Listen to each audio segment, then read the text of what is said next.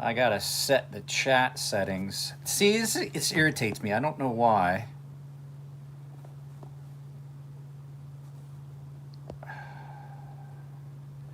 I want to see all the chat.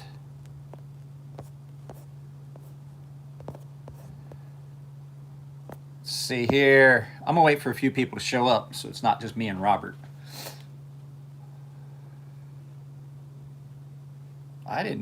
Robert, I didn't ask yet what you were carrying. Let's see here. Give me a second. I gotta make sure I've got this all set up. So I want to set it up so I can read your comments on my other device. Go to my channel. Who all's here? Let's see here. I don't know why it's like this, but there we go. Chat filter is always set for top comments instead of all. Zorro's here. Holy crap. Hey, Zorro, what's going on? What's everybody got in pocket? And if you're here, I don't know why you haven't dropped a like yet. Let me turn this other set of lights off. That will absolutely help with lens. Oh, wrong set of lights. This will help with some of the lens flare. Or should. Yeah, there we go. We lost a lot of the lens flare. I'm using my old phone because, well, it's got a better storage capacity. Getting ready for work. Wait, I thought you worked early mornings.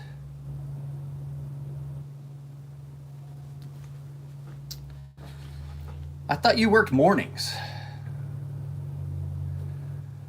And if this is not going to be a big turnout, I'll just cancel this live feed. Because guess what? My last live feed, once again, was not monetized. It had the... so, I mean, like, financially doing live feeds, if I just cancel this because no one shows up, it's not going to hurt me. Because for some reason, all of my shorts, every one of my shorts and every one of my live feeds has come up with the yellow $ of demonetization, which means that, like, yeah, there's ads running, but guess what? I don't know how it works. They're like, oh, you got to look at it and make sure that it's advertiser, you know, I can't remember how they list it. They're like, oh, we don't know yet, basically. So, but by the time I would get any of the money from the ads, the video's already been peed out and done everything. So they basically have they're screwing content creators that way. And I think it's just a glitch in the system. But like every one of my live feeds, even if I don't talk about anything controversial, is being it's being deboosted. Not necessarily demonetized, but like advertiser support friendly. They're like, we don't know. But I wanted to talk about some of the do's and don'ts. 9 people here, only 4 likes. Please drop a like if you're here. Carrying the Kaiser Original L Max exclusive.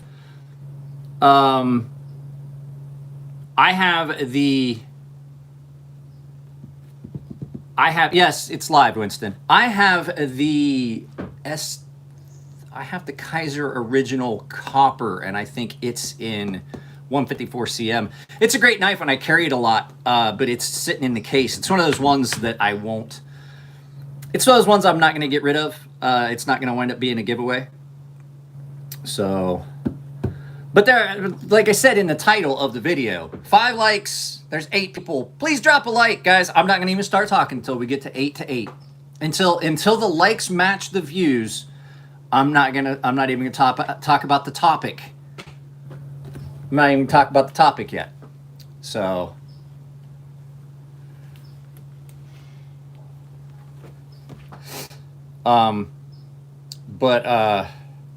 that could just be because it hasn't updated yet. Sometimes that is the case. Why is it playing music and stuff now? No, it's 5. You gotta hit the like. You gotta hit the like. If you want me to talk about the topic at hand, you gotta hit the like. But tell me what you're carrying today. I'm holding the content hostage until you hit the like button, because I see that there's 9 people here and only 5 likes. So your Space Safari thing? No, I haven't, because I gotta say, Zorro, there's a lot of stuff. Most of the stuff you say, I don't give much thought to. Like, I try not to think about it. Like, actively fight to not think about it. So, yeah. Carry a Zippo whether you smoke or not. Yeah, I carry a Zippo a lot. But I'm still holding topics hostage. I am holding the topic at hand hostage until everybody drops a like. It's not that hard. It's pretty simple. Drop a like and I'll start talking about stuff. Or leave. I don't care. I guess that's what I got to do. Hit the like button. If you're watching a video and you haven't hit the like button, you're probably a bad person. No, but okay, so to the topic at hand, EDC do's and don'ts. Well, it went down, so I'm kidding, I'm playing. I actually just was trying to wait until we got some more people here because I don't want to have to. What happens is we start talking about it in the video, and then we don't get we get a bunch of people that come in, and they don't know what we're talking about. So the topic was EDC do's and don'ts. But before we get into that, I definitely want to get some more people here. And I want to see what you guys have got in pocket. Not necessarily just your knife. When I'm talking about carry, what are you carrying? What's in pocket? And I'm not talking about just EDC knives. I'm talking about like overall EDC items. Like, what are you carrying? So just out of curiosity.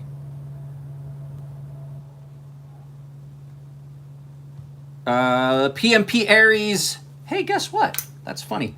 I'm carrying a PMP Aries, and it's one that you bought for me, Mr. Cobretti. So in case you guys don't know, this was a gift from Mr. Winston Cobretti, and it's absolutely one of the best production knives out there. It's one of the best. It's one of the best new knives out there. Is it knife of the year? No, because price, limited run, availability, and it's got, you know, it's not an all-around everyday winner.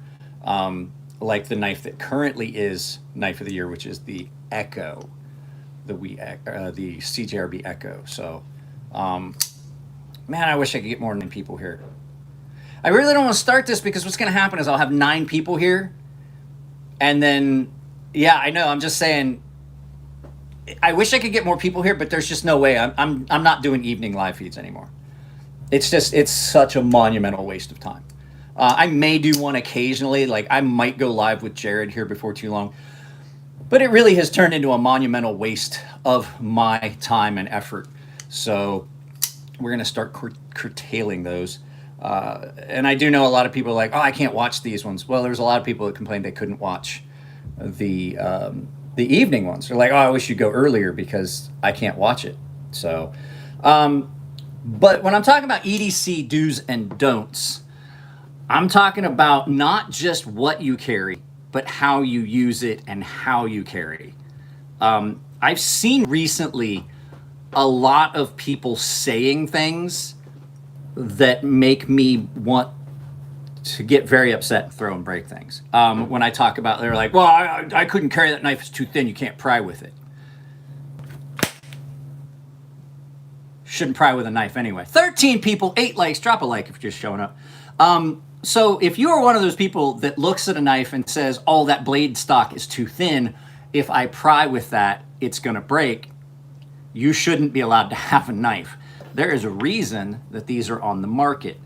Pry bars, and now everybody's like, oh, why does it have to have a bottle opener in it? A lot of people that carry pry bars open bottles. It's just become a ubiquitous thing. This is the Cerberus Knives lock bar in 3V, pry bar in 3V, which I think is the most robust little pocket pry bar you're going to find on the market. And it doesn't do anything except pry bar and open bottles. But it is a very good one because it's thick enough. Let me see if I can get it in there. It's got a thick profile at the very front. You can get it in. You can actually use it like an actual pry bar. So that's one of the bad things about some of the other pry bars is they're too thin. Or as like, I love this one. This is the Wii Enigma. And I use it more as a pair of pliers than, I mean, if you want to buy knives, that's fine. 13 people, 9 likes. Please hit the like button. I'm going to keep doing it. I'm going to keep saying it. But I use this more for the tweezers that are on it, that are a very, very good, very, very good set of tweezers that are built into this than I do the pry bar. Now, I will say that this pry bar is really thin at the front, and if you need to scrape, like I've had to scrape paint off of something, I've had to scrape adhesive off of something, this works really well for that. And it's got this corner that you can use for opening packages. So 14 people, 9 likes. If you're just showing up, please drop a like. It absolutely helps. The more likes, the more people show up. So that's one of the big don'ts. Metal splinters out of my feet because you wear slippers in your shop. I've never been, I could not ever do that, Brian. I always wore steel-toed shoes. And the reason being is I've had blades fly out of my hand while I was doing buffing. And if you've ever had a blade come flying out of your hand and bounce off the top of a pair of steel-toed boots, it will definitely let you know that you should not be wearing slippers in a shop. The buffing wheel is the most dangerous tool in the shop. Everybody's like, oh, I bet that's dangerous, and how many times you ever cut you? The majority of times I've cut myself has been on heat treat foil. All of the cut, I mean, anytime I ever cut myself in the shop, with the exception of one time when I had to have emergency surgery because I was fucking around. I messed around and had a completely finished knife that basically already had an edge. It was a 0 ground chisel grind that I had done. And it basically already had an edge, and I put it in a drill press, and the clamps that I used did not hold, and it absolutely spun around and hit me in the thumb.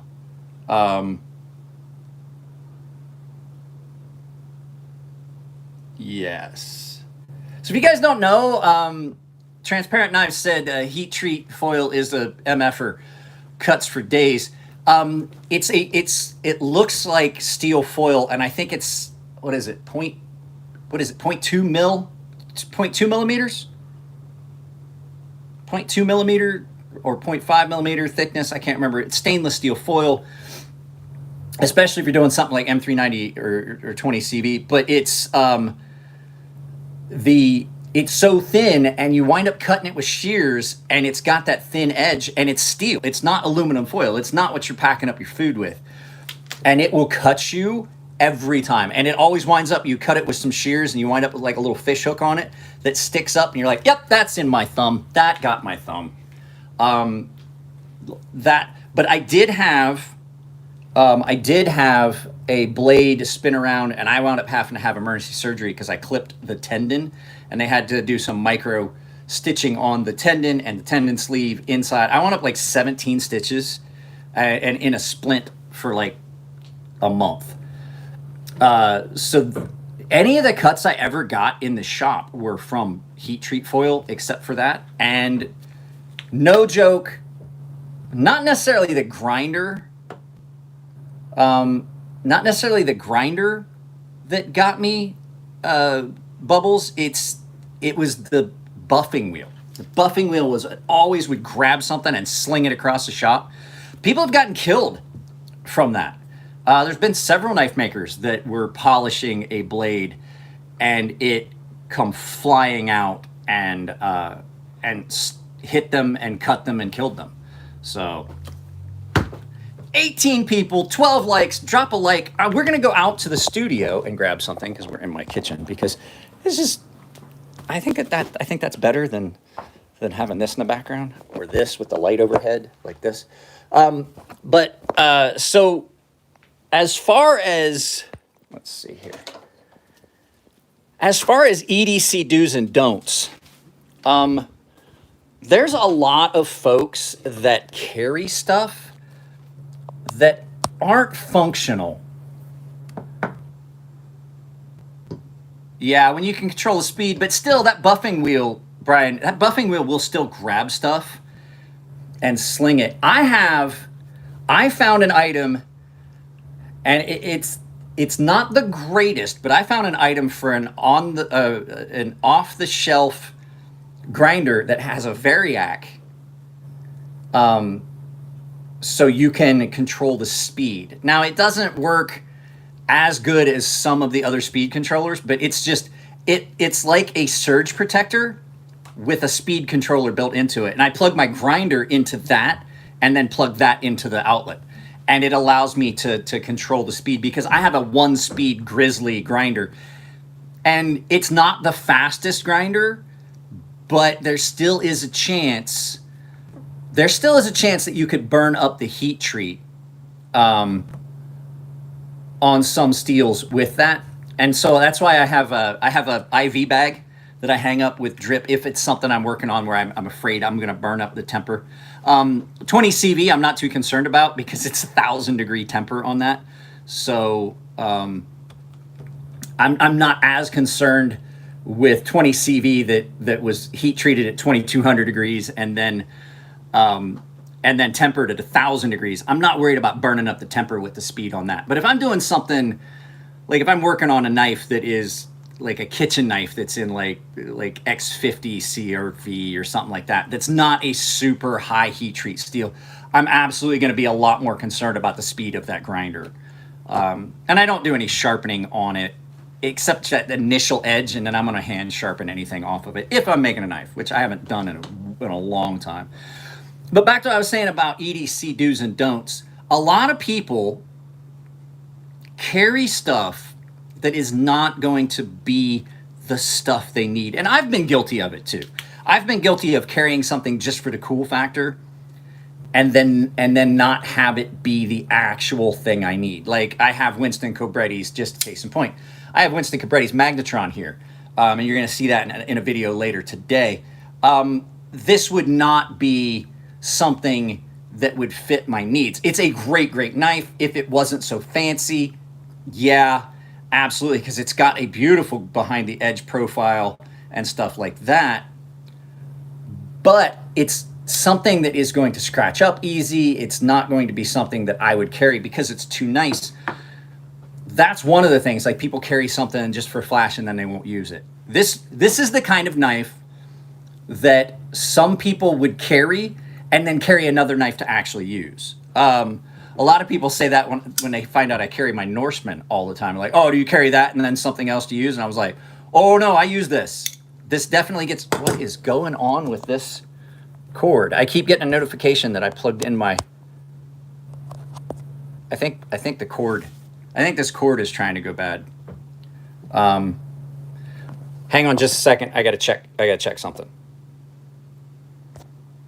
Yeah, okay, now it's plugged in and charging.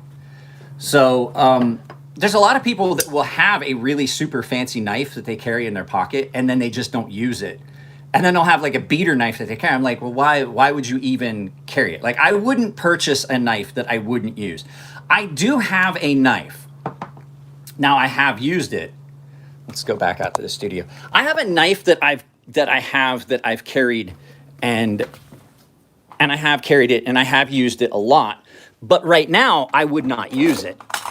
And I'll show you exactly why. And it's not because the knife isn't functional. It's a lot like the satin on that Magnetron. It's not something that you could easily repair the finish on. And that's my Fortis, my Ferrum Forge Fortis. The finish on this, there were 200 of these knives. Only 100 of them were in this configuration, and only 10 total, I believe, had this finish. And that's because these blades got processed differently. They were tumbled for like a week in synthetic sapphire beads. And it gave it a very, very unique blade finish that I can't duplicate. It's not polished and it's not stonewashed. It's a little bit of both. And it gives it a crazy unique look. But unfortunately, if I ruin that finish, I can't replace it. And I love this knife. It was a gift. I carry it sometimes if I know I'm not going to do any heavy duty cutting and things like that. But it's just one of those things. I can't ever repair that finish. I don't have the stuff that they did this with. The place that did this the place that did these 10 blades for Chris and Elliot is no longer in business. That is a one-of-a-kind finish that I really could not duplicate. I can come close, but I can't ever make it exactly like it was. And so I just choose not to use this knife for anything other than like cut an apple or something like that. I still carry this. It's a great, great knife. It is, for being one of Elliot's older models, it's got a really nice behind the edge thickness. But a lot of times people will have a knife that just isn't for them going to be functional. And so they'll carry something just because it's cool, and then it's not really gonna work. It's like that, case in point, that Kaiser Critical Mini. For as much as I liked it and as cool as it looked, it wasn't functional for me. It had some issues. Even though I was able to fix the lock issue, it still didn't cut the way I wanted. So that's just one of those things that you got to look at. Like, is the knife going to meet your needs, or is it too fancy? Like this knife, as much as I love this knife, is not a great knife for a lot of everyday tasks.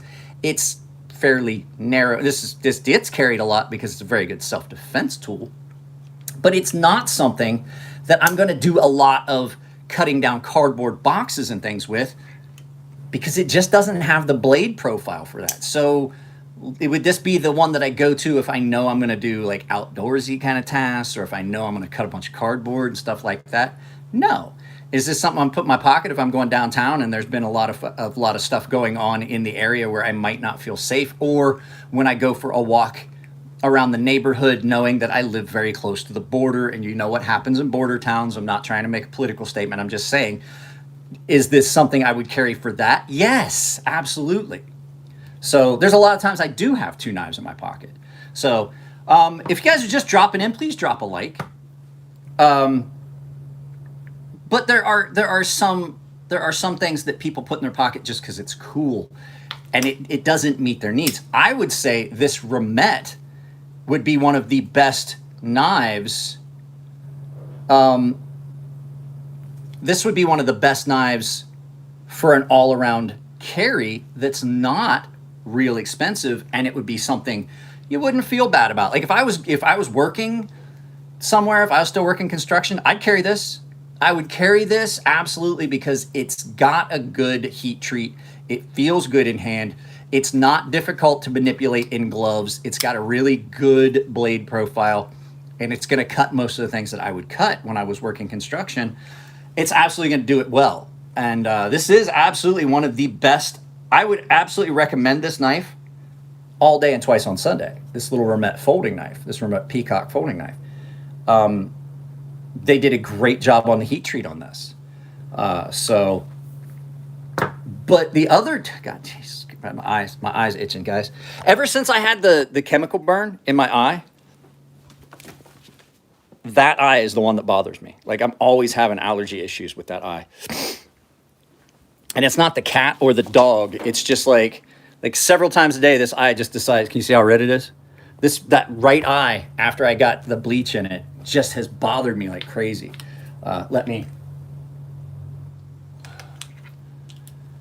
Those drops work.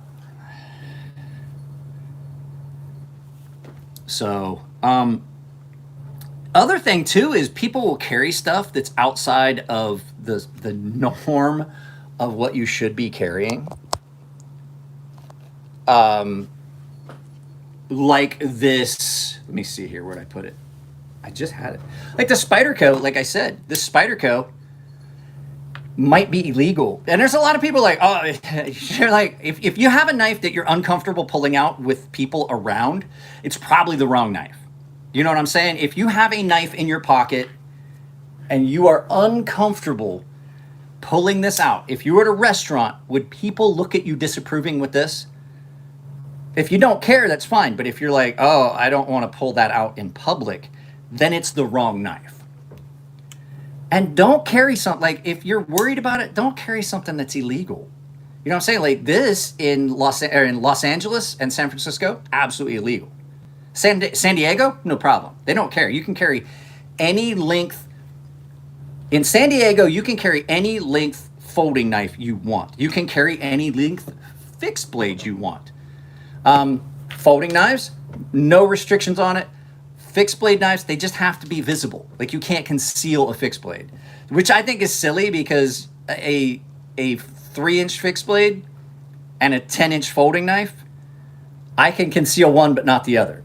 That kind of is silly, but that's just how the rules are. So carrying something that is like illegal, you know, don't do that. That's a don't. And then there's little things that are on the market that I didn't think would be cool. You're going to see this in a video. This is a cool little folding knife. Yeah, I saw what happened with Jelly Jerry. But we say that the rules are horrible, but I have my own take on this, and it might be an unpopular opinion. If you know it's illegal for you to do something and you do so anyway, you take that risk.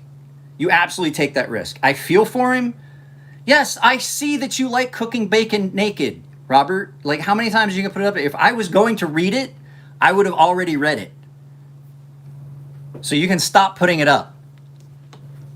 Like, yeah, I saw it. Now I've read it. Like, if it was going to get read, it would have gotten read before.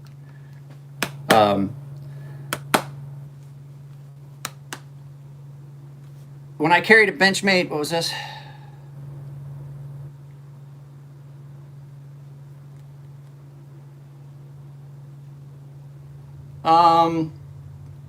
Knife laws are truly terrible. Yeah, but what I was saying about Jelly Jerry, I don't have a whole lot of sympathy.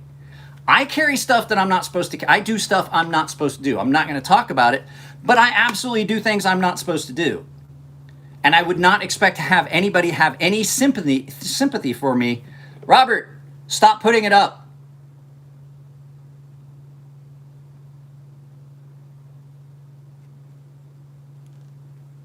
Seriously, I don't want it. You're spamming stuff that it's gonna, like, I don't want that.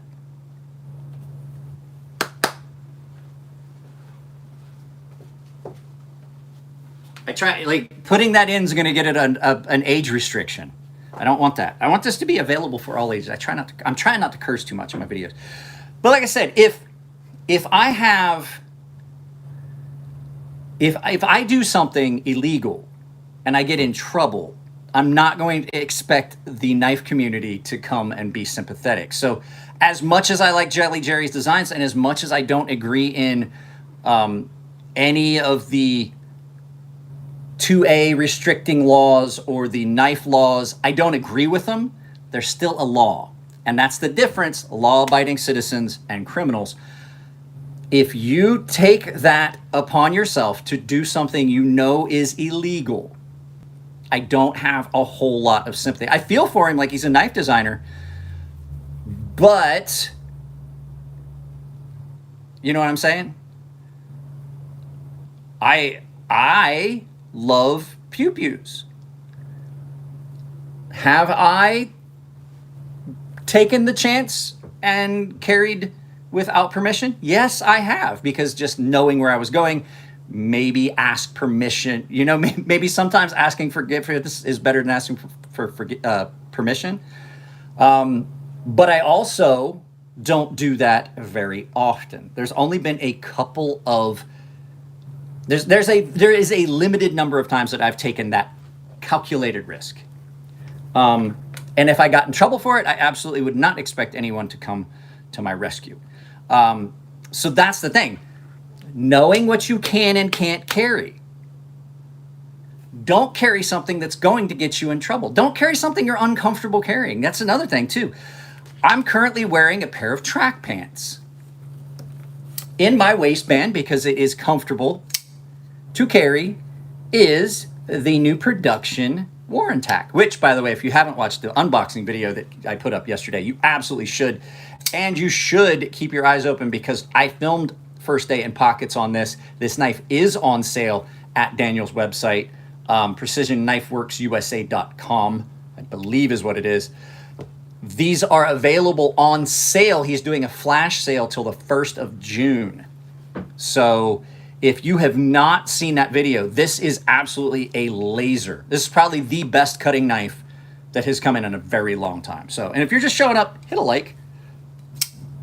So, but yeah, I do feel bad for Jelly Jerry as a knife designer, but I also know it could have easily been mitigated. When I go to Japan, I'm gonna tell you right now, I go to Japan, I don't carry the things that I know are illegal. You know what I would carry if I went to Japan? This.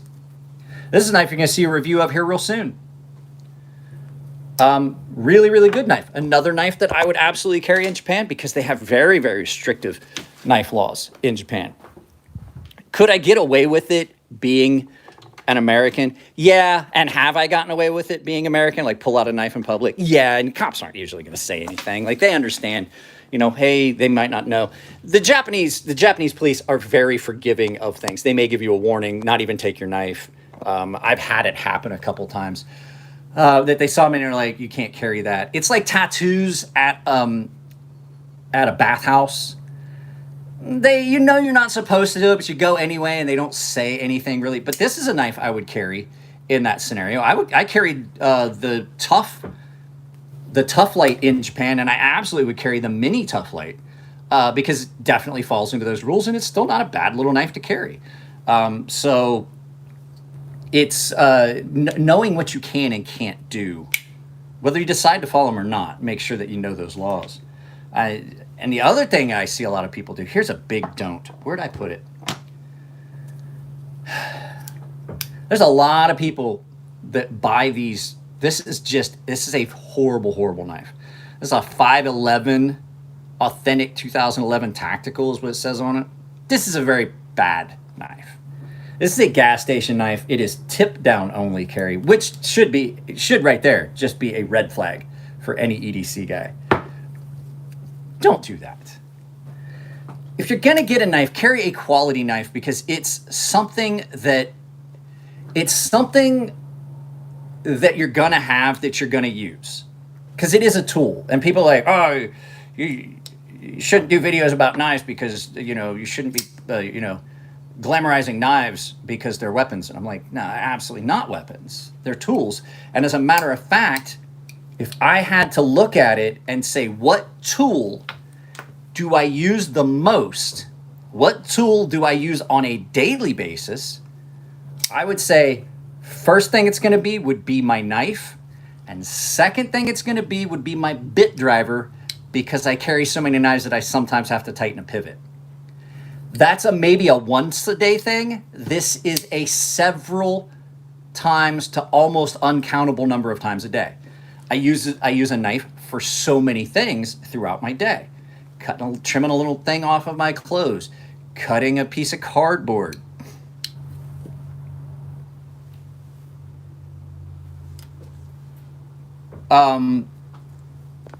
Another moderator handled that for me. Another moderator handled this. Any rate, so I think that not vilifying knives. Arrowhead guys, I also do.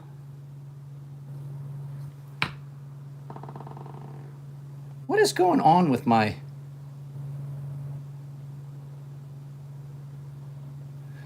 comments section?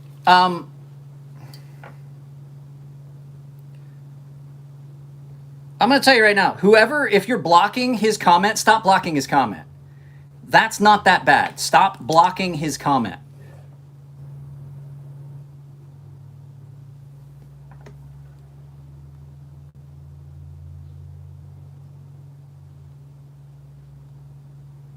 It keeps popping up. Like, it keeps showing me. Like, it's going to show again.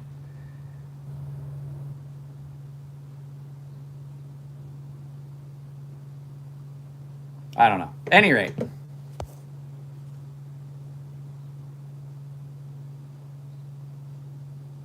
Overcarrying. Well, then change your. I don't know. I don't know why it's doing that. I'm gonna have to completely like log out of this to get this to work the way I want. So what was I gonna say? over carrying is a thing. But it's not necessarily a don't. It's just a thing. Like Nico does it because a lot of times when Nico does that, he's 99% of the time. Why does it keep popping up? Are you guys seeing that keep popping up?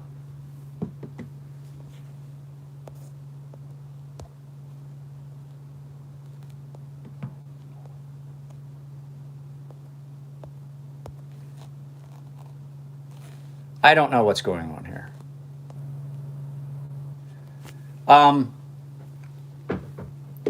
There we go. There we go. So what I was going to say was, why is that? There we go. There we go. 25 people here, 19 likes. I'd appreciate if you drop a like. The overcarrying thing is just, a lot of times Nico does that when he goes to show. When he goes to shows, he'll have stuff and he'll do stuff. Will B is another person that just carries way more knives than you would ever use in a day. But in his situation, it's not that unwarranted. Will works in a packaging factory where they make cardboard boxes and packages, and he cuts a lot of cardboard. So throughout the day, he may have a knife that he's using that gets dull, and then he has to go back and get another knife out of his pocket. So I know that when I was working construction, I had a knife. I would carry two knives. One for cutting visqueen, which would be something that was nice. If you ever seen visqueen, it's like construction saran wrap. It's the stuff that they put up when they're doing construction in a building. Tyler, I'll get to that in a second. The plastic you see up when you see up on framing and stuff like that, it's called visqueen. Like when they're building a building and they haven't got walls up yet, and you just see the framing and then that like that cloudy plastic, that's called visqueen. And we used it for covering spoils, so you wouldn't, you cover your dirt piles, your spoils when you were digging a trench or digging a bio basin or something like that. And it's pretty thick and it's really, but it is very. I'm not going to carry a bunch of stuff like that. I'm not going to carry a bunch of extra blades. But if you've got a knife that you know you can do with it. Plus, box knives, box cutters, very rarely are they comfortable to carry. And usually there's a couple of those laying around the job site anyway. But what I was saying is, if you know you're going to cut some visqueen, you might have a knife that has a pretty thin profile, to slip through that. And then for like filter fabric, that's going to dull your knife really quick. So you might have a knife that's got a different steel. I never liked having to go and find a utility knife, and I'm not going to throw just some random Craftsman utility knife in my pocket. You can, I mean, absolutely, you could use like a Milwaukee utility knife. As a matter of fact, I have one that I carried for part of the job site, like because it did a way better job cutting the pool liner for a bio basin when you would have to cut around the drain and then seal it up. It did a really good job because it had, you could have an extremely sharp knife to do the precision cuts you wanted around a box drain in a bio swell or a bio basin. Tyler says, I feel law-abiding citizens who truly appreciate knives. I feel as a law-abiding citizen who truly appreciates, I want to be able to carry whatever I want, especially when criminals have whatever they want. I agree. However, that's not how the laws are written. That's not how the laws are written, and, criminals are already criminals. They don't care if they get in trouble. I absolutely care if I get in trouble, because getting in trouble limits my ability to do other things. So it does suck that criminals get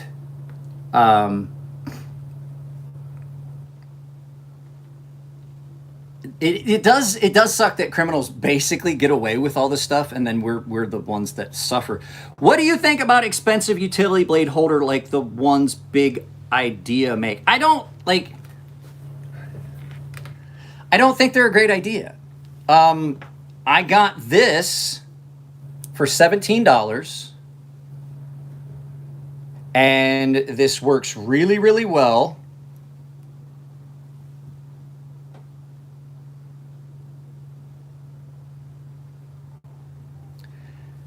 whatever moderator is handling this, please stop. Okay, so if there's a moderator that is handling these comments, I have them up. Like if I was doing a live feed other way, like I'm gonna say right now, moderators, allow me to pick and choose the content, because Arrowhead Guy's content still isn't showing up, and someone's handling it for me. And I would appreciate it if you didn't. He sanitized that, so just stop. Stop. I appreciate the effort, but I'm able to do it from here. From my phone, I can do it. There's really nothing wrong with his comment. I don't agree with him. This is just a folding scalpel. You're going to see an unboxing video, and I was pretty impressed with this. This actually has been spending time in pocket. So it seems silly.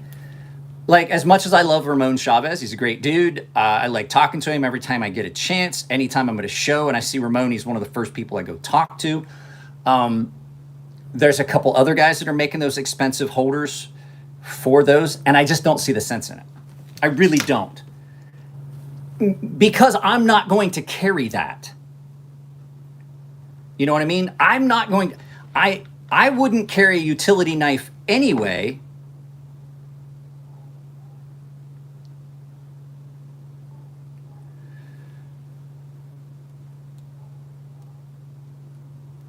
I'm not going to carry a utility knife anyway. So for me, that's just not something I'm looking for. I'm not going to berate someone for carrying it. If you're somewhere where that's what, like if you're at work and they're like, well, you can't carry a pocket knife, you can only carry a utility knife, and you want to have something Gucci and cool, oh well, go for it. I'm not going to argue or complain. I'm not going to say you shouldn't.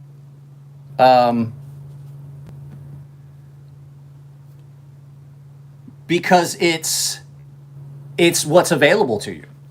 I have never worked anywhere where I was told I couldn't carry anything. I have a friend who used to have a YouTube channel that worked at Apple and wound up shutting down his entire YouTube channel because he spent so much time at work that was the only time he was going to carry a knife, and he could not review stuff.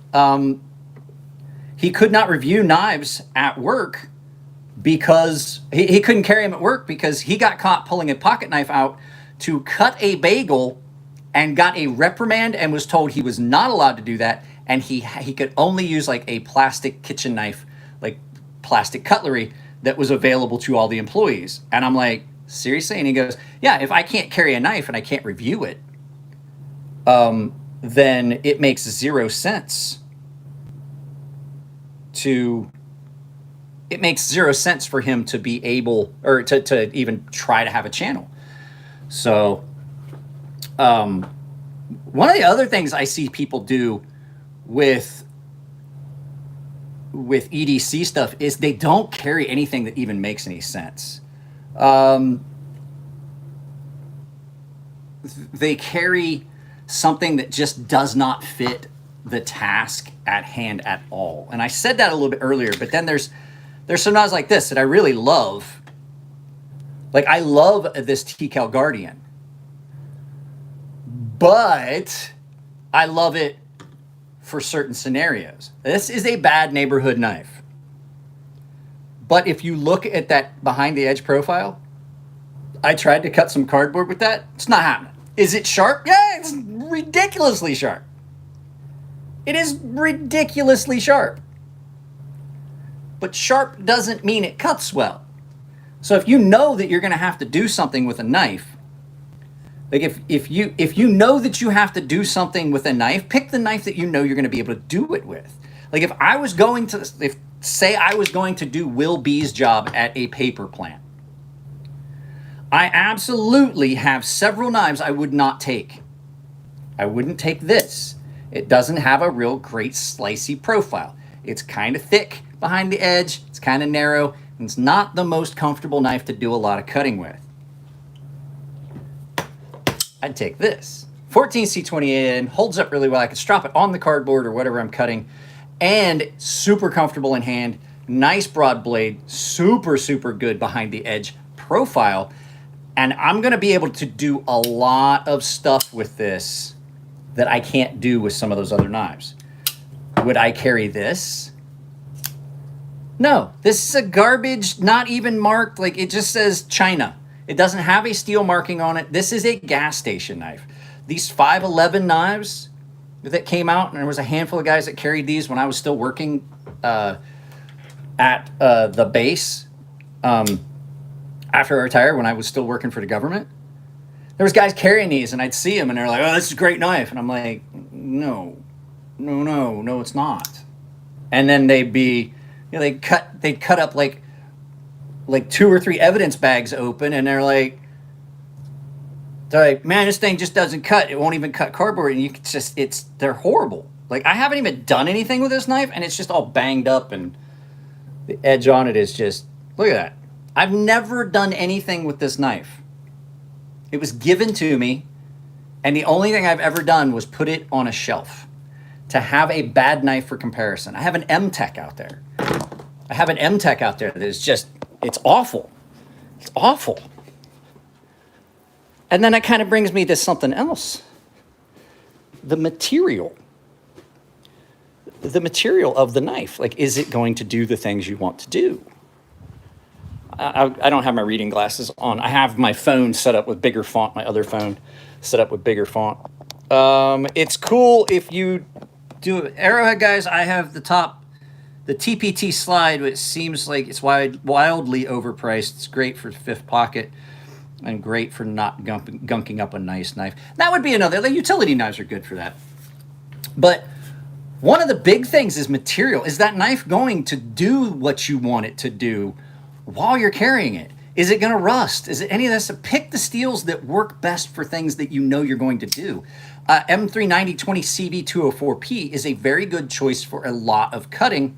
It was designed for the plastics cutting industry. It's got really good wear resistance. It's got super good edge retention. Is it the best overall knife? No, but I'm going to tell you right now, if you're doing a lot of cutting, like a lot of cutting that's going to dull a knife, especially if you're cutting something plastic like Visqueen, this is going to be your best bet. Utility knives, yeah, they're good for a little bit, but you only get a few cuts out of a utility knife before it's dull, because it is the cheapest possible steel you're going to get. So I have a coworker who bought a counterfeit Ultratech. He loves it, thinks it's a great deal. Most people don't notice their knives are crap. Yeah. But one of the things that you don't want to do is pick the wrong material. This is a Boker ceramic. Now, if you want to know about a knife that screams through cardboard and cuts without end and never needs sharpened, you're looking at it. This thing is great, but if you look, I already broke the tip off and had to fix it with a diamond file. The thumb stud broke off. It's got horrible lock stick. This, if you get this in something and you twist it, it breaks. Is it cool, the idea of having a ceramic knife and how cool it looks? Because that black finish on that's not something that's added. That's just the ceramic. It's just that color. It's cool, but it's not going to do any of the things you want in most scenarios. You use this to cut. If you're cutting meat, you hit bone, chips. The only thing this ever gets used for is 100% cutting cardboard. And at that, it excels. But this would not be something I would put in my pocket. As a matter of fact, I took the pocket clip off of this. This would not be something that I would use anywhere other than here at the house.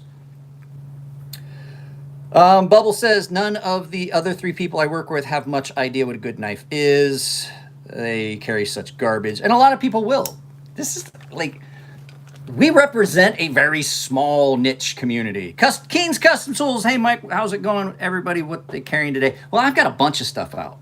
But I have been carrying, predominantly the last few days, I've been carrying this PMP Aries that has broken in nicely, and now I can use the the external stop pins as a flipper. It was a little stiff. The detent was a little stiff, breaking the detent loose. Now it's still good and stiff. It's got a good snappy action, but it's not so brutal that I can't get it to deploy like that. So I've been carrying this and the Precision Knife Works Warrentac production knife that Daniel was kind enough to send. This thing is absolutely a pocket laser. So if you guys are just showing up, please drop a like. We have more likes than we have viewers, but I guarantee there's some of you guys that have not dropped a like. And mainly been carrying this because it's nice and light and it needs reviewed, and it's something that I can carry easily outside of my carrying it, not outside of my pocket. That's a definite EDC. Don't put the pocket clip part in your pocket and then knife on the outside. That makes us wonder if you should have a guardian. Like, should you be allowed out in public without someone to hold your hand and walk you around the town?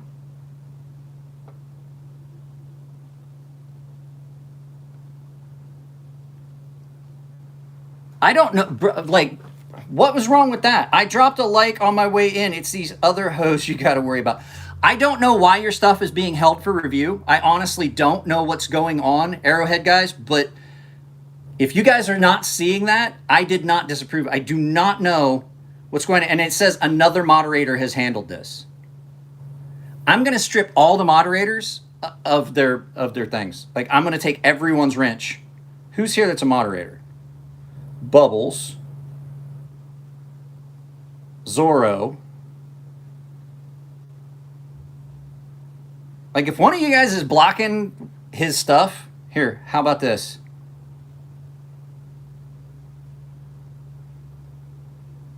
There we go. Guess what? Arrowhead Guys is now a moderator.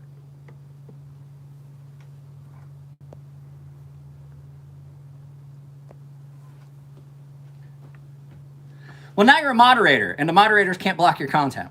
So guess what? Arrowhead Guys is now a moderator, and that should solve the problem. Did you happen to see the PMP Tonto thing? It's super chode, but are you talking about the Kodiak?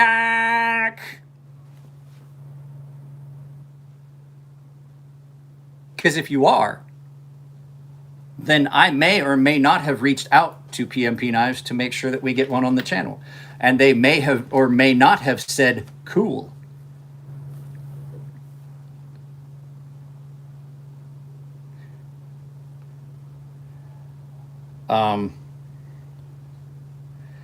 For some reason, comments on this keep glitching. And I keep having to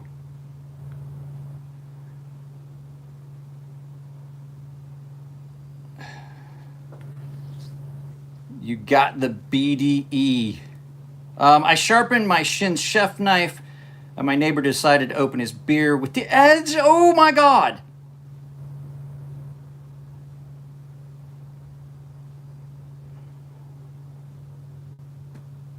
See, it keeps saying another moderator handled this. And so what if I need to do is remove all the moderators. Am I the only one that keeps seeing Bubbles chat pop back up?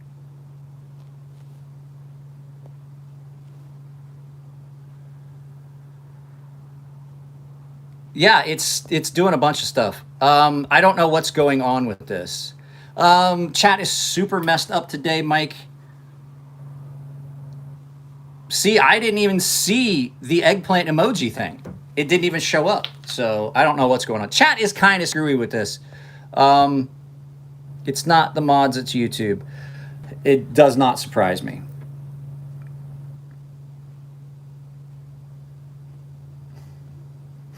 So I had a friend when I was in A school. I dipped. Until I met my wife, I dipped Copenhagen like 24/7. And when I say 24/7, I would put a dip in and never spit it out. I didn't have a spit can. Growing up, like I never used a spit can the entire time. Once I started dipping, I even chewed chewing tobacco and didn't spit. I swallow like when I was working a part-time job when I was working a part-time job in high school, I was swallowing beech beech nut winter green, I believe. Hang on a second.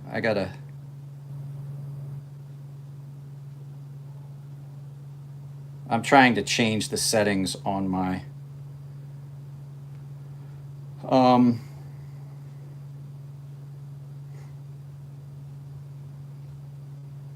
see, that's not even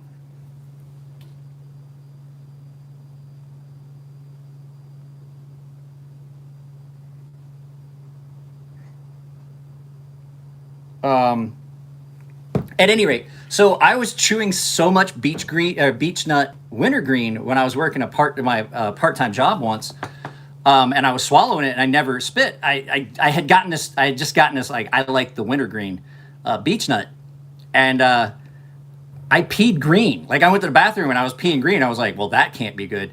And then I went back to dipping Copenhagen. But I dipped Copenhagen for years, and I would put in a dip of Copenhagen and then just never spit it out. Like I would just keep adding to it. I would wake up in the middle of the night, and guys saw me do this. Like I would sit up in the middle of the night, open up my can of Copenhagen, put a dip in, and go back to sleep. Like I slept with a dip in. It was the hardest thing in the world for me to quit dipping. I'm not even gonna. Everybody's like, "Oh, it's so hard to do this, so hard to do that." I'm like, dip like that for years and then quit. My wife, absolutely. Um, no, my lips never got all messed up and anything like that, but um, it was really hard to quit. But at any rate, what I was saying was, I would go and I was dipping like almost a can a day when I was in A school in the military, and I had a friend that dipped Kodiak, and he dipped a lot like I did. And we would go to he'd come by and he'd knock on my room in the barracks. He goes, "Hey man," because I had my car there at the A school, and he was like, "Hey man, want to give me a ride to the exchange?" I was like, "The mini mart's right down there." He goes, "They don't have my Kodiak," and so it turned into a thing.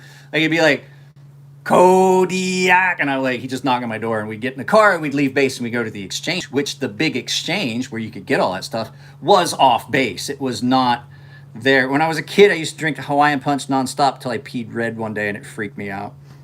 Yeah, it does. It freaks you out when something like that happens. And I mean, I immediately put two and two together, but I was like, I should probably stop chewing beech nut wintergreen.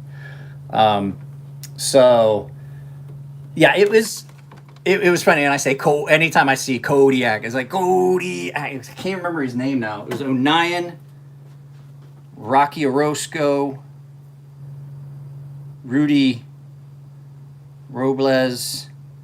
There was one other guy. It was the other guy. It was the guy that I hung out with him. They were all in one room. There's four of us per room. So, but now let's ask. Anybody got any questions? EDC questions, stuff like that. Cans were $250 at PX at Camp Pendleton. Bro, I'm talking about a time. This was 1992 into 1993. I left for Japan in 1993. So 92, 93 time frame. See, the chat keeps popping back up with old chats. This happens when I'm gaming sometimes, that the chat repeats. So I don't know what's up with YouTube. YouTube's all wonky. Like I said, this live feed, guarantee, it's going to have the yellow dollar sign of death. Can't figure out why. By the time I request a review, the video is already gotten all the views it's going to get. Do you ever smoke cigarettes? Okay, so I smoked and dipped. After I met my wife, well, I quit dipping for a while. I had a girlfriend before I met my wife. She didn't like it, and I would only smoke when I was around her. But I smoked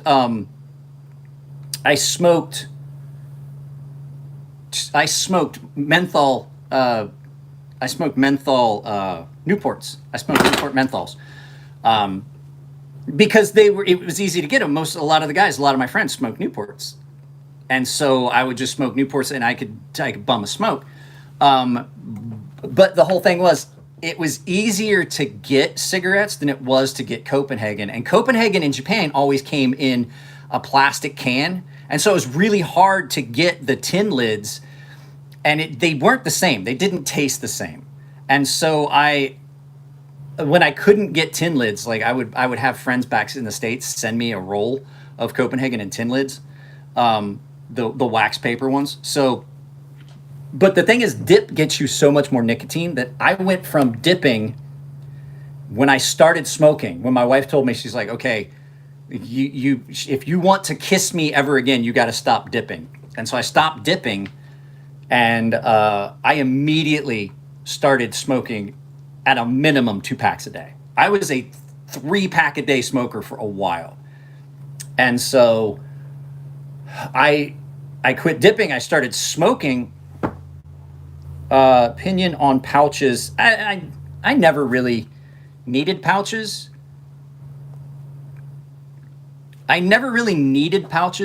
But the dip was the flavor. And to this day, if someone opens a can of Copenhagen and I smell it, if I smell a can of Copenhagen getting open, I get goosebumps and my mouth waters. And the wife and I got married in 2001, and we were dating for almost 2 years before that. So that's a long time. What is your favorite handle material to work with? I would prefer to not make handles. To tell you the truth, I don't like any of the materials to work with. And it's not because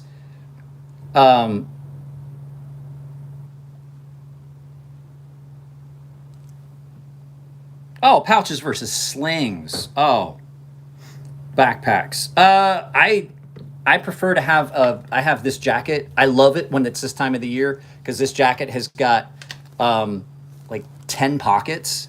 It's got sleeve pockets. I would prefer to just be sweatshirt material or sweatshirt weather year round, so I can use the kangaroo pouch in the front. Backpacks have a tendency to make my shoulder and back hurt. I definitely am not a fanny pack kind of guy. If it doesn't fit in my pockets, I'm not carrying it kind of guy. The only time you'll see me like actively going to get a backpack is if we're going like to an amusement park or something like that. It definitely is beneficial to have that. Guys, if you're here and you have not dropped a like, well, shame on you, and I'm upset. But I don't typically like to carry a backpack. If I'm going to carry a backpack, Nico has a really cool one. And I had one and I don't know what happened to it. It's like a crossbody and it's not real big. It's like a fanny pack, but it's not meant for that. It's like across your back. I am in SoCal, and it's currently 62 degrees. Where I live in SoCal, it stays cool. It is about 8 to 10 degrees cooler every day here than it is downtown. Because I'm a maybe 30-minute walk from the beach.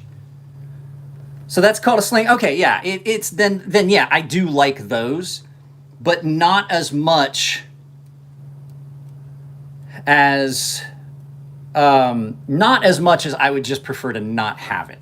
Like if I'm at a show, Nico always has his pouch or his sling, I guess, if you want to call it, like that little backpack. He always has that, and it comes in handy because we can put some stuff in it, like my battery pack and business cards and stuff like that.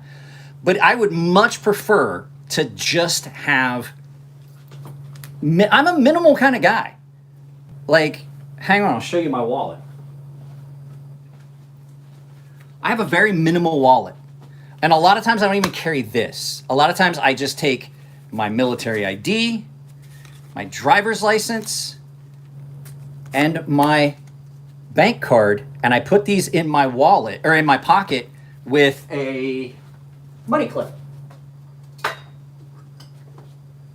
This is my typical If I know I'm just going somewhere and I just have a couple things to do, that's all I'm carrying. I don't even carry my wallet. I would much prefer just to have stuff in my pockets. And at that, even then, typically, unless I'm carrying a knife that I know I have to review, you've got this, and my flashlight. Nico, the Hobbit, my little Hobbit buddy. He's been in so many of my videos. So it's Niko. But with it being like the time of year where I can carry all this stuff. Oh yeah, and I also make sure that I have my VA card with me, my Veterans Affairs card. I have cash. My wife apparently has not looked in my wallet in a while. So for me, I would much prefer to just have as little as possible. But the nice thing about this jacket is I can put my wallet in that pocket, and then I can put a couple other things like my phone. A lot of times my phone is in that pocket. So this jacket is a lot like having a backpack. There's an inside pocket here. There's an outside pocket here. There's a sleeve pocket, a sleeve pocket. There's two outside pockets, two inside pockets, and then on the back, there's two more pockets, or actually one big long pocket. So it does come in handy if I've got a lot of stuff to carry. One of the things I didn't talk about EDC is a good flashlight. And I forget about it because it's only been a couple years since I started carrying a flashlight. The first little EDC flashlight I had is still out here on the studio bench. The first little EDC flashlight I ever carried is this. This was a little mass drop 3-setting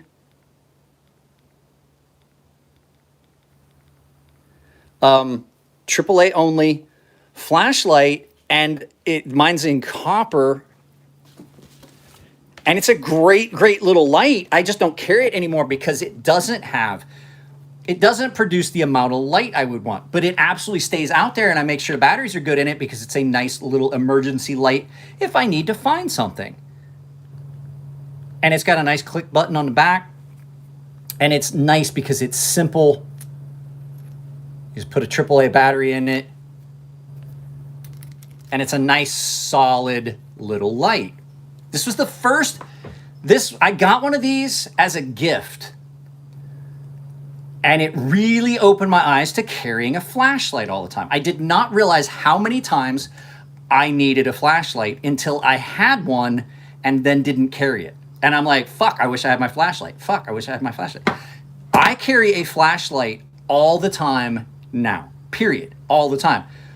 But I will say, along with other EDC gear, pick a flashlight that works for you. I love this Arcfeld. This is probably the best EDC flashlight on the market right now. This is the Arcfeld UV, and it does come in handy to have a UV light. But as much as I like it, this Warrior 3, this is more of something that would go on a belt for a cop, even though it is insanely bright. Like, you can start a fire with this light. It's not a good everyday for me because it's really big, it's really bulky, it's not the easiest flashlight to EDC. And I have the Baton 3, which is the little itty bitty one. Looks just like this, only it's like this big, the Baton 3. But it's just about the same diameter. What I found is that this, oops, and if you're just showing up, please drop a like. This little Arcfeld, which has not really that much of it. I mean, it's a good bit different. Easier to carry, much more comfortable in pocket than either of my little lights. And it has got just the right amount of light.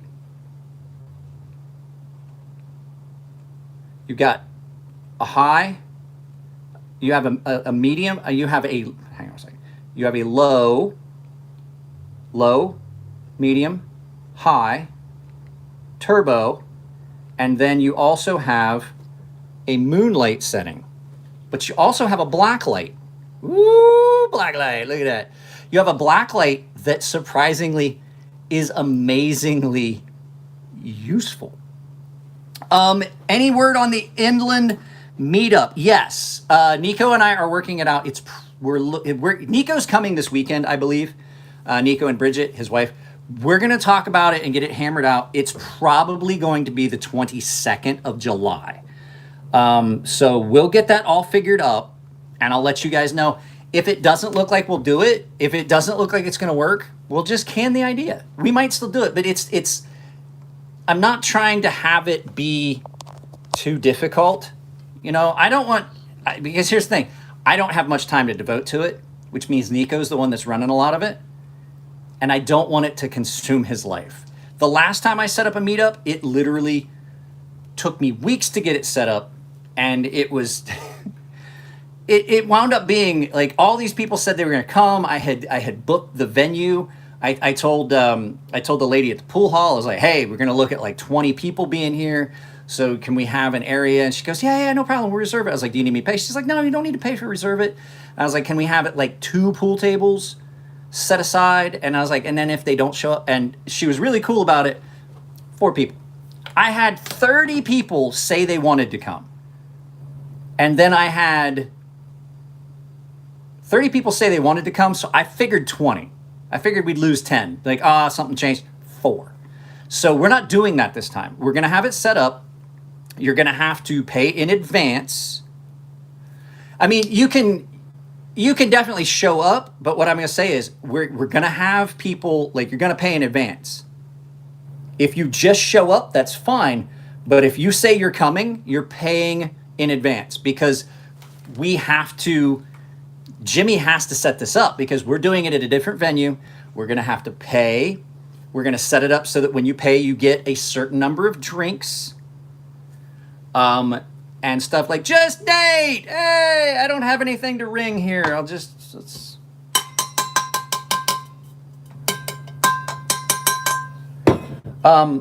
So it's going to be set up in advance. You're going to pay in advance.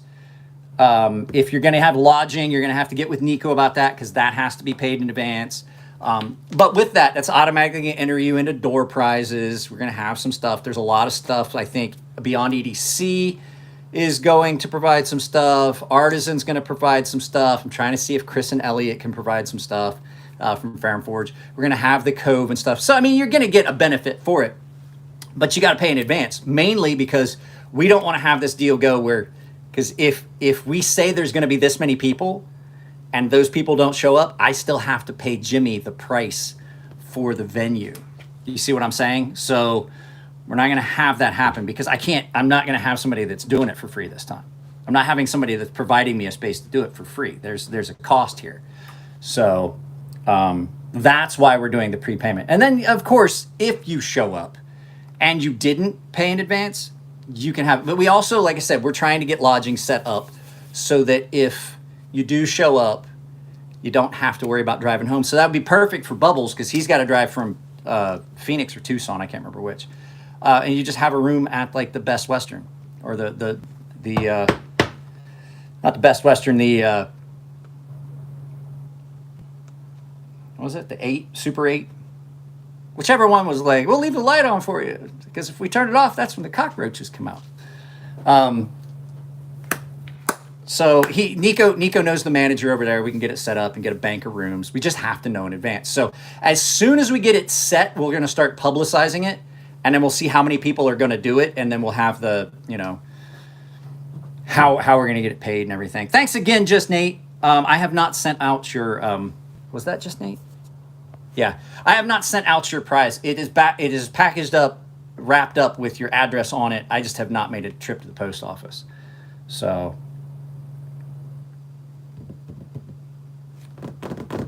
it's gonna get to you. It takes. I've had people win knives and are like, "Hey, bro, that didn't get lost in the mail, did it?" I was like, "No, it's still sitting on the shelf." I was like, "Okay, cool." Shit, I stay at the Hinton Penthouse. Food. There is no Hilton. There's no Hilton in Banning, California. There's barely a Banning, California. I don't know what made you think there would be a Hilton.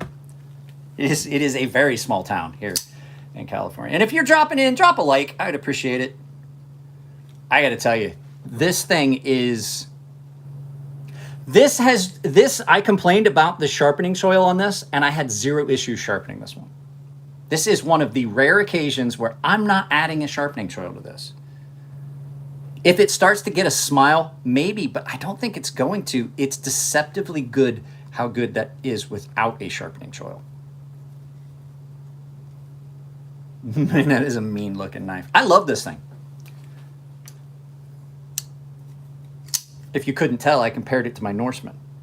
Motel 6, we'll leave, that's what it was, Motel 6. We'll leave the light on for you, because if we turn it off, the roaches start coming out. I'm gonna make myself a cup of coffee while we're talking.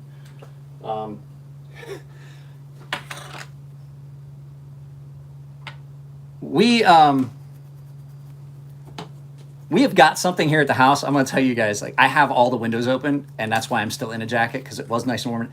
The wife and I are trying to figure it out.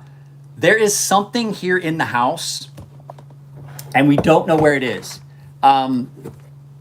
We have the big yard and everything, so we have seen mice, and we have the cat, and the cat seems to do a pretty good job with mice, the cats that hang out in the yard. Something has found its way into the house somewhere and deceased. It could be a lizard. We have a lot of, I'm in Southern California. We have a ton of lizards in it. It could be a lizard that got up behind something. There's something here in the kitchen. Now, I've moved everything I can move. I've looked under the dishwasher. I've looked under all the appliances. I moved the refrigerator out. I can't find it. But there is definitely the sweet fragrance of decomposition. And they call it the sweet smell of death. They call it that because it's got when it starts, it's got a sickly sweet smell. And that's where we're at. And my wife was like, "What does that smell?" I was like, "That's something dead. That is decomp." I know that smell from having animals on the farm and being out on a big farm, and you come around a corner and you're like, "Yep, there. I think we found that cow that didn't come in for the morning milking that time." And you get around, you're like, "Yeah, you can smell it." And that's what we've got in the kitchen. So I'm of the opinion it could possibly be a lizard that climbed up in something.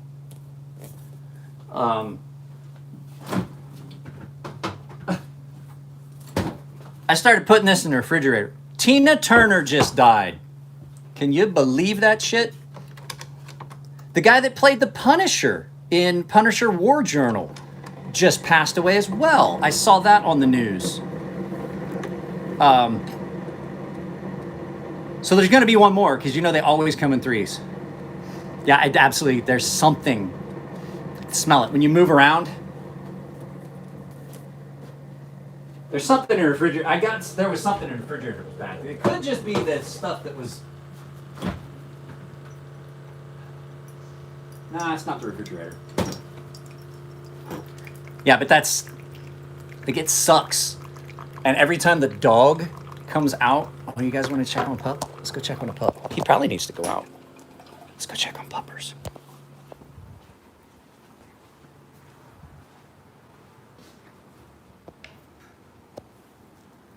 Him sleeping. Well, he was. He was sleeping. He's sleeping again.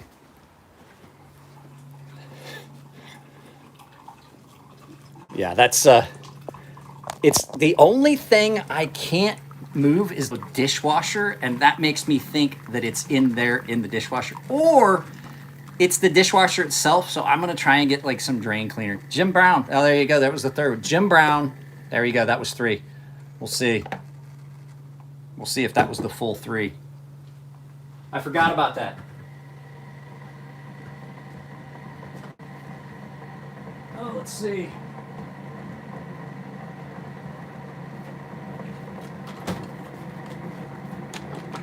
Did I like the farm? I loved being on the farm. I would go back. And everybody's like, oh, you love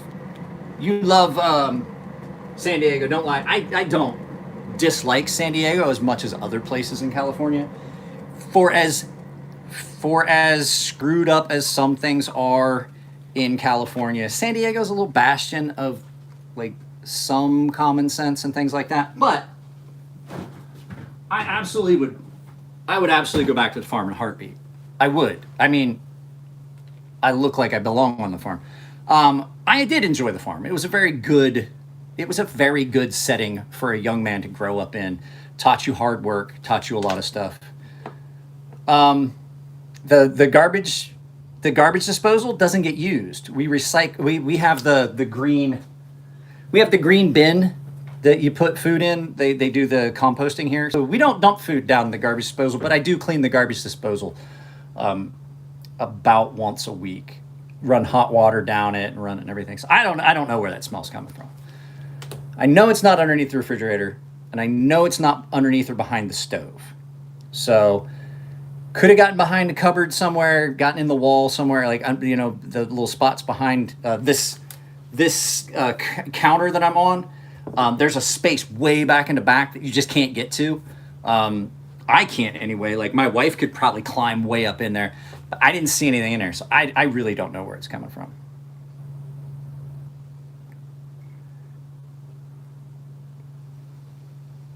Where was it? Southeast Ohio. I grew up in Southeast Ohio.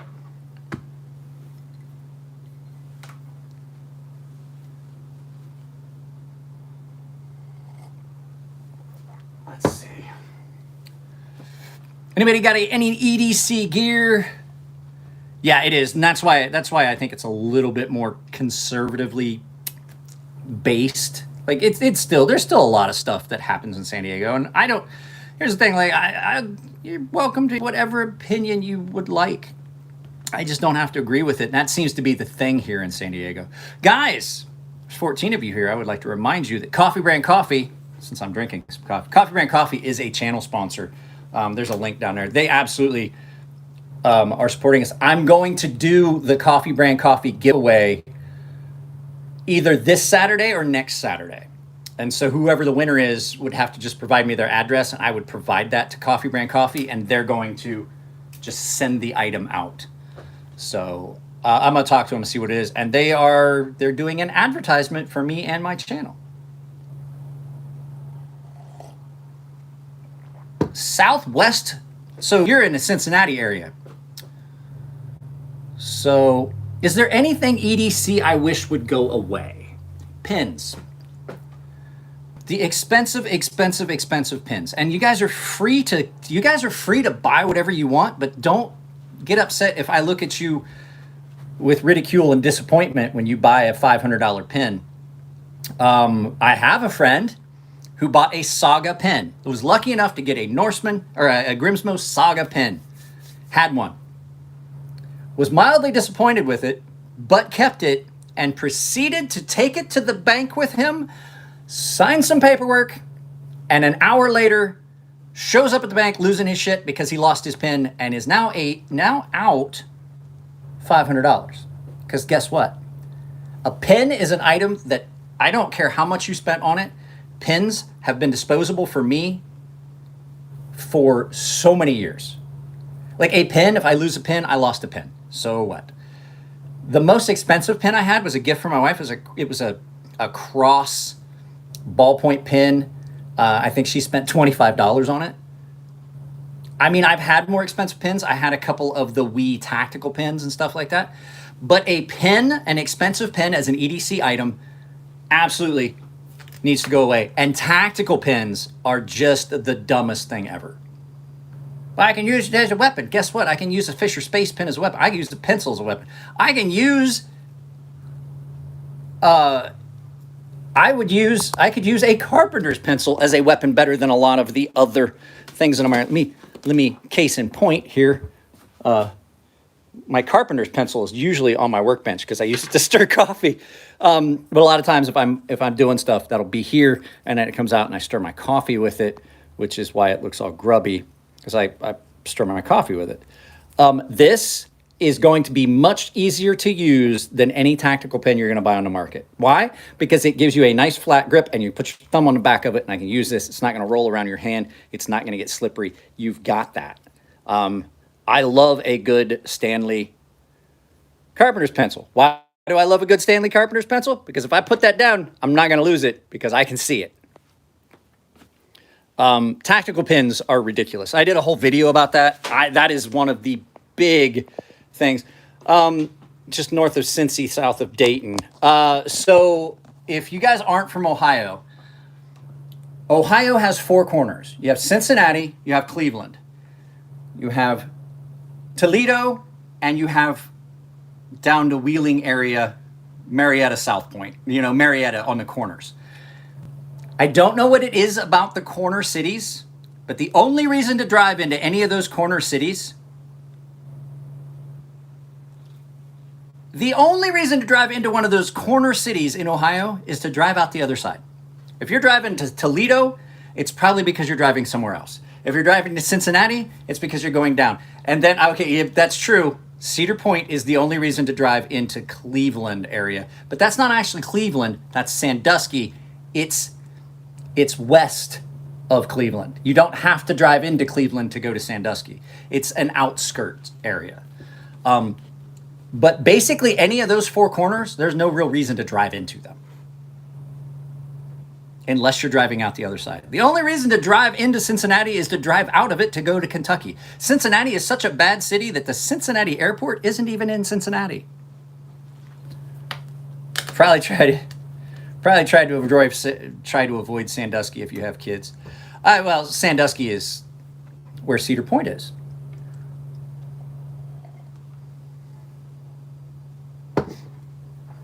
It is sprinkling. It is absolutely 63 degrees and sprinkling. The warmest it's been here in San Diego has been 72. Well, at my house is 72. Now, I have had friends who were like, bro, it was like 86 degrees at my house. And I was like, cool.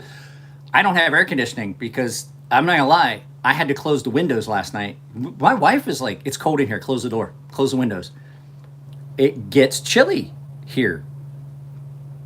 Even in the summer, I've had it get hot in the garage because it doesn't have as much insulation and the sun hits it for a good chunk of the day. So it's going to warm up here. But people talk about, where are you at, Nate? Yeah, there's been a bunch of rain here too. But I have to say, location for the meetup is going to be Banning, California. The meetup is going to be at a place called the Craft Lounge Tap House. Nico works there. We know the owner. Jimmy's a great dude. There's going to be food and stuff like that. Here's the thing. I've been to Tucson in mid-August.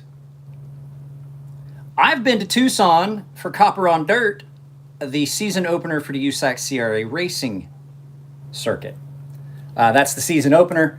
I've been up to Paris Auto Speedway and had it been 110 degrees, be sitting in the parking lot waiting on the racetrack to open, which is something I desperately want to do. I have not gotten to go to a race in a very long time. If you've never seen USAC CRA racing, you absolutely should look it up. It is the best. If you're watching NASCAR, I'm sorry. You shouldn't be. You should be watching USAC CRA. Get a membership to Loud Pedal. Loud Pedal Media has a website where you can watch every race, every sprint car race. Loud Pedal has sprint cars, World of Outlaws, all the dirt track stuff is on Loud Pedal.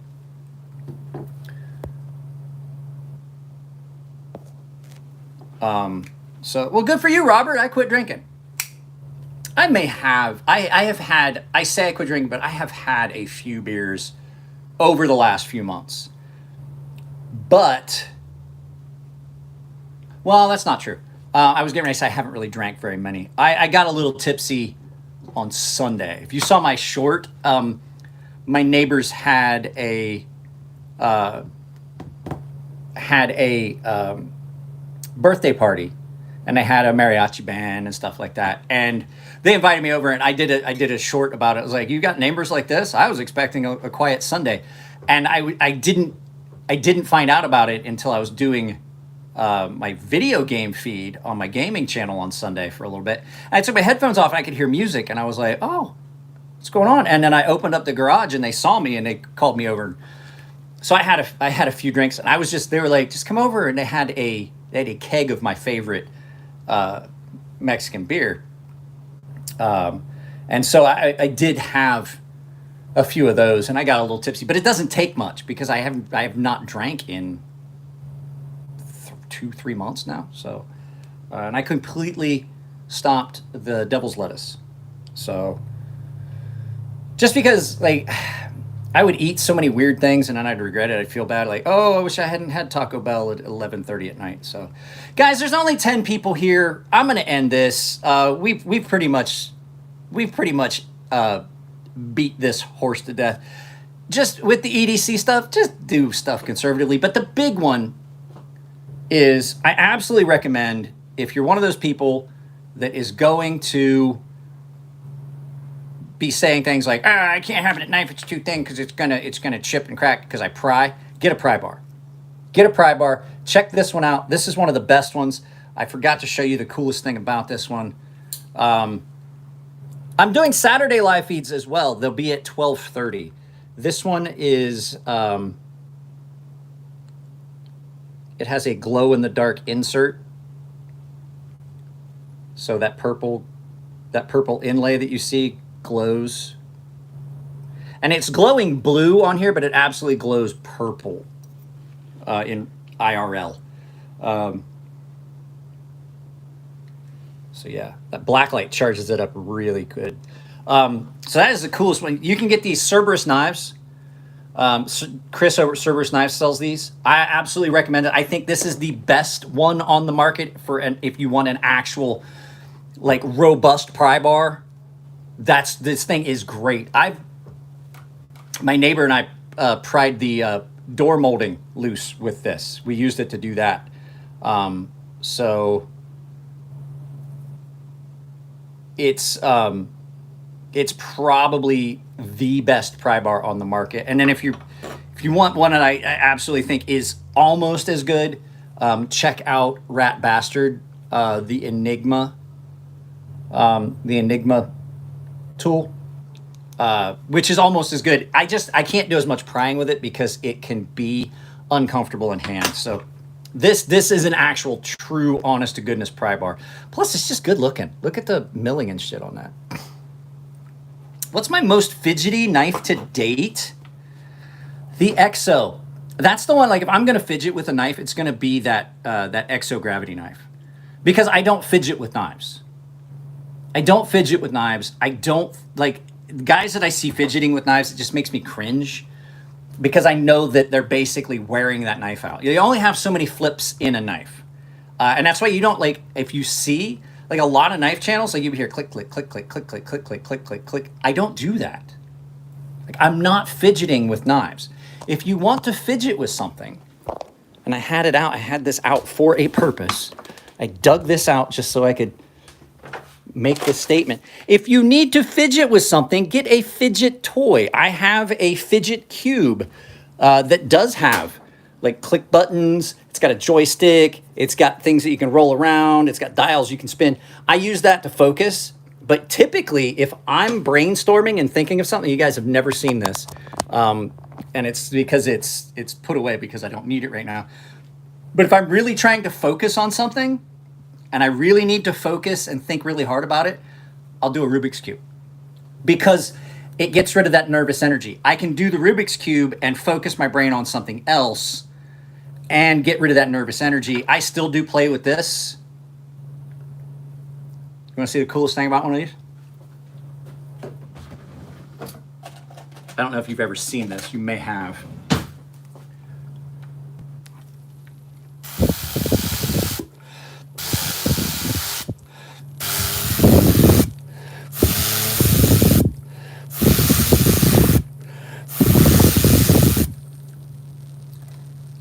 You put that in front of an air compressor, it gets scary. It'll get going scary fast. But you just take a straw and just blow across it. You can get that thing going really fast. Did you guys hear it speeding up? No, I have a Rubik's Cube that I used, and it's 100% just because I have sometimes that there's things I need to focus on, and I have all this nervous energy in my brain, and I can absolutely shut that down by focusing that part of my brain on a repetitive task. Doing a Rubik's Cube is a set series of movements. Yeah, you can make one blow up. There's a set series and sequence to fixing a Rubik's Cube. getting the corners and then getting the sides and then getting the edges. And if you're doing that and it's a repetitive motion, you can focus your other part of your brain. You get rid of all that fidgety stuff. Yeah, I got to go too, guys. I got to get all this cleaned up before the wife and kid get home. And I'm taking my kid on a college tour this afternoon.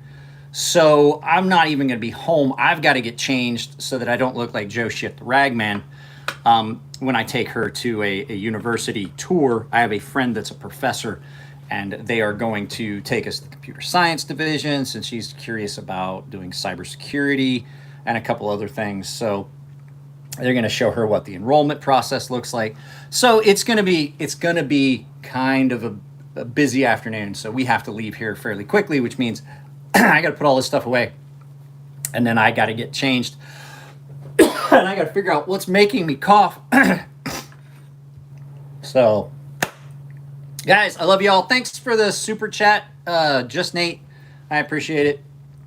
If you guys have not dropped a like, I'd appreciate it. Make sure you check out today's video. I unboxed one of the coolest knives that has been on the channel. And so that's going up at 2:30. So I gotta go. I love y'all. Take it easy.